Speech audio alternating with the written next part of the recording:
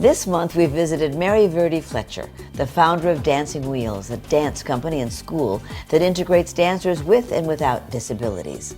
The organization is multifaceted in that there is the professional company. We do concerts, we do assembly-based programs, so we'll go out to a school. We'll talk to the children about disability, about dance, about achieving your goals.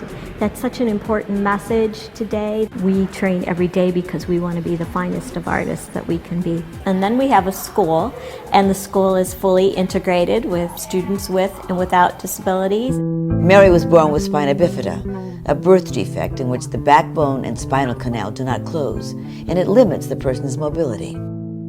My family always wanted me to have a quote-unquote normal life. Going to a school that was mainstreamed was on the top of their list. Mary's love of dance came from her mother. My mother was a professional dancer and my father was a musician. She would turn on a record at that time and she would get my brother and I together in the family room and she would create a dance. She was instilling that dance within me. As a young woman, Mary was swept up in one of the most contagious dance movements in American history. She decided to enter a Staying Alive dance competition. When we came out for the competition, it was a complete hush over the audience. My dance partner at that time also had a background at school as a gymnast. We decided our smash ending would be, instead of lifting me in the air, he would jump on the armrests of this wheelchair. Everybody went crazy, the standing ovation. So we did 72 shows in 1 year. Meet Nicole. She is a member of Dancing Wheels Company. She moved from Minnesota to Ohio just to work with Mary.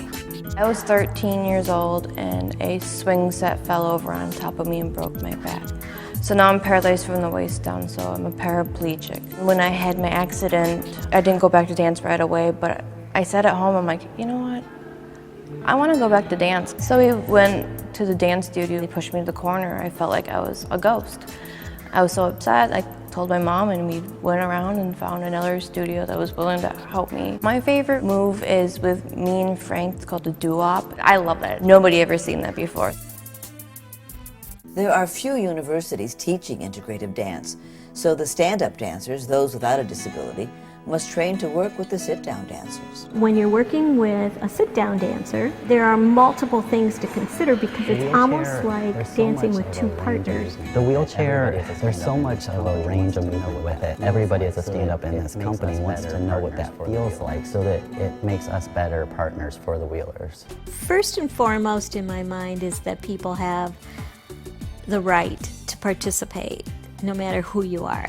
No matter what you look like, what matters is the work and the fortitude that you have to achieve. Meeting Mary is so much fun. All her stories she tells us is like, wow, nothing's gonna stop her. She goes out there and fights for all the other people with disabilities. Next week, we'll learn more about the students who attend Dancing Wheels, and we'll meet a young woman who's been working with Mary since she was 4 years old. And you'll also hear about Mary's husband's amazing sacrifice.